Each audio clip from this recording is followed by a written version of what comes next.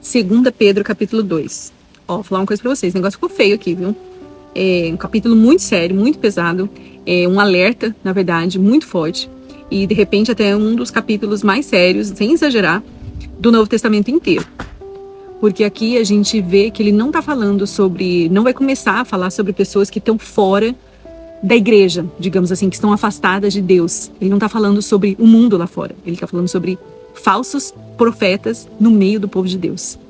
São pessoas que parecem espirituais, que falam de Deus, que conhecem a linguagem da fé, mas que no fundo, vão distorcer a verdade. Isso, na verdade, é assustador, porque muitas vezes nós pensamos que o perigo espiritual vai vir de uma maneira óbvia. Mas aqui, Pedro nos mostra nessa carta que nem sempre o engano vai chegar parecendo engano. Às vezes, ele vai chegar com uma aparência de verdade, com palavras bonitas, uma certa simpatia, influência e até emoção. E aí Pedro fala algo muito forte, presta atenção, que eles vão introduzir heresias destruidoras de uma maneira secreta. Ou seja, o problema não é apenas um erro teológico. Pedro está falando aqui de ensinamentos que vão destruir vidas espirituais. E ele fala algo ainda mais pesado, que muitos vão seguir o caminho dessas pessoas. Isso é assustador, porque quantidade nunca vai ser prova da verdade. E popularidade não é prova de fidelidade, e simpatia não é prova de santidade. Pedro ele vai direto na raiz aqui nesse capítulo, ganância. E em sua ganância, eles explorarão vocês com histórias inventadas. Isso significa usar coisas espirituais para benefício próprio. E honestamente, isso é muito real e atual. Porque quando o evangelho vira negócio, quando as pessoas começam a usar o nome de Deus para manipular outras emocionalmente, aí tem um perigo gigantesco. Porque a mensagem ela deixa de ser sobre arrependimento, sobre santidade, sobre a morte e ressurreição de Cristo, para ser sobre ego, dinheiro e controle. Pedro não trata isso levemente. Ele fala de juízo, de destruição, condenação. Então isso tudo vai mostrar aqui a seriedade desse capítulo. Ele, na verdade, vai dar exemplos aqui muito fortes. Porque ele fala até mesmo que os anjos que pecaram e não foram poupados. Isso aumenta ainda mais o peso desse alerta, porque Pedro está mostrando que a rebelião contra Deus não é algo leve. Nem os seres espirituais ficaram de fora da justiça de Deus. Aí ele fala de Balaão. Balaão é uma figura bem importante na Bíblia, porque ele aparece várias vezes como um símbolo até de corrupção, corrupção espiritual. A história, na verdade, de Balaão está aqui, eu até anotei aqui, em Números 21, 22 e 24. Mas ele vai ser citado depois também em Apocalipse 2,14 e também em Judas 11.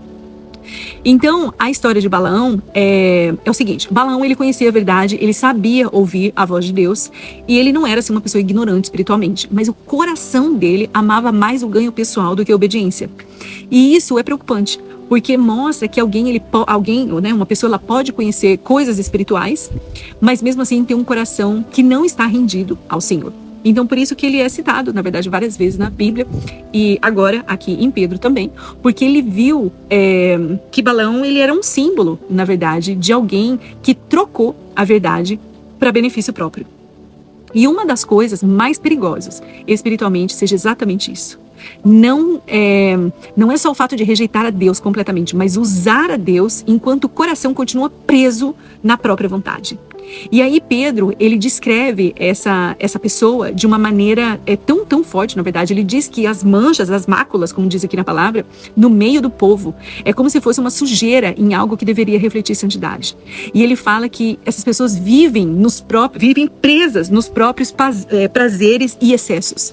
E a palavra usada ali carrega até uma ideia de uma vida sem domínio próprio. E uma vida que, vai ser entregue literalmente ao que pensa, aos desejos próprios.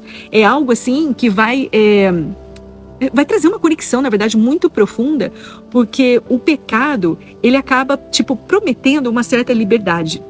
Porque o pecado vai dizer assim, agora você é livre, você pode viver do seu jeito, ninguém manda em você. Mas Pedro, ele revela aqui a mentira. Porque ele vai dizer o seguinte, que as pessoas, na verdade, são escravas daquilo que tem as dominado. E isso continua sendo muito atual, porque hoje no mundo, o próprio mundo, na verdade, ele define liberdade como, você pode fazer tudo o que você quer, você pode seguir do seu jeito e seguir qualquer desejo que você tenha, você não precisa ter limites, não precisa negar a si mesmo, é isso que o mundo vai falar para você. Mas Pedro, que nesse capítulo nos mostra que um desejo, ele começa a te controlar E isso vai, na verdade, impedir que você seja liberto. E se você não consegue dizer não, isso, na verdade, vai virar o senhor da sua vida. Isso pode ser, na verdade, várias coisas. Pode ser dinheiro, aprovação, pornografia, orgulho, status, poder, vaidade. Eu não sei o que mais, mas tipo exemplos assim de coisas atuais. E, na verdade, o mais assim interessante é que, sabe, na verdade, isso afeta muitas pessoas que acreditam que são livres e, na verdade, não são. E justamente elas são presas por aquilo que as dominam. E às vezes as pessoas, na verdade, nem percebem. E aí Pedro diz algo aqui muito forte, que essas pessoas, elas até prometem liberdade aos outros, mas elas mesmas são escravas dessa corrupção. Isso é um alerta, não apenas para quem ensina, mas para todas nós. Porque existe uma diferença muito grande entre lutar contra o pecado e fazer paz com o pecado. Existe uma diferença entre fraqueza e endurecimento no coração.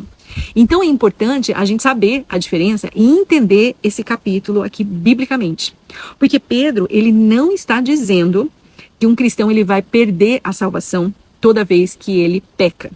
E ele também não está falando de alguém que luta sinceramente, se arrepende e continua tentando permanecer fiel. O foco, na verdade, aqui de Pedro é outro. O que ele está falando aqui é sobre rejeição deliberada, tá? Consciente da verdade, sobre um endurecimento no coração, sobre pessoas que conhecem o caminho, mas escolhem conscientemente e às vezes até dando desculpa, voltar para caminhos de corrupção, para o caminho do pecado e permanece lá. Então ele chega numa das partes mais pesadas desse capítulo. Ele diz o seguinte, que seria melhor a pessoa não ter conhecido o caminho da justiça. Era melhor nem ter conhecido do que depois de conhecer, voltar atrás. Olha que forte isso. Isso, na verdade, é assustador. Porque mostra o peso de uma responsabilidade espiritual. Conhecer a verdade não é algo pequeno, meninas. Ouvir o evangelho não é algo leve. Ter acesso à palavra de Deus não é algo comum, porque quanto mais luz uma pessoa ela recebe, entenda isso, maior responsabilidade ela vai carregar diante dela.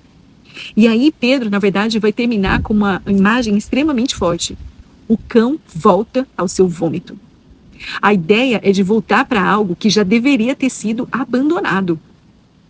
Mas ele volta para algo destrutivo, para uma corrupção consciente.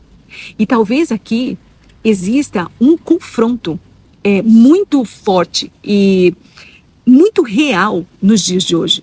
Porque é possível frequentar ambientes cristãos sem uma pessoa ou sem nós vivermos uma transformação verdadeira. É possível a gente aprender uma linguagem espiritual sem um arrependimento profundo. É possível apenas parecer próximo de Deus, por fora, né? Enquanto o nosso coração continua amando o pecado. E a gente inventa, né? Vai dando ainda desculpas para continuar vivendo o pecado. Então, o que Pedro está falando aqui realmente é muito, muito sério. Esse capítulo inteiro é um chamado ao discernimento. Não é um discernimento para nós não seguirmos qualquer voz. É um discernimento para nós não confundirmos emoção com verdade. É um discernimento para entender que nem todo mundo que fala bonito ou que fala de Deus representa Deus. Mas é também um chamado ao arrependimento. Porque talvez você esteja ouvindo sobre isso e percebendo que você começou a suavizar aquilo que Deus chamou de pecado. Talvez você tenha começado a endurecer o seu coração. Talvez você esteja brincando com coisas espirituais, achando que você vai ter controle. Mas o que Pedro está dizendo aqui é: não brinque com isso. O pecado nunca vai permanecer pequeno diante de Deus. O coração nunca vai endurecer de uma vez, rápido. Vai começar lentamente, é um processo também de endurecimento. Começa com uma negligência, uma frieza, uma justificativa, uma desculpinha, acomodação. E aí a pessoa começa a chamar a escuridão de liberdade, ou porque Deus entende essa situação. Mas eu quero te falar algo. Existe graça se você quiser se arrepender de verdade. Existe misericórdia se você quiser voltar sinceramente para Deus. Existe restauração se você não quiser continuar com o coração endurecido. E talvez a grande pergunta desse capítulo seja a seguinte: eu estou me tornando mais sensível à verdade ou mais confortável com a corrupção do meu coração? Porque existe uma grande diferença, na verdade uma diferença enorme, entre alguém que luta para permanecer perto de Deus e alguém que decide conscientemente voltar para longe dele. O caminho é um só, Jesus. E não existe ficar em cima do muro. E Pedro escreve esse capítulo justamente para que nós, igreja, noiva de Cristo, possamos acordar. Acorda. Deus te abençoe.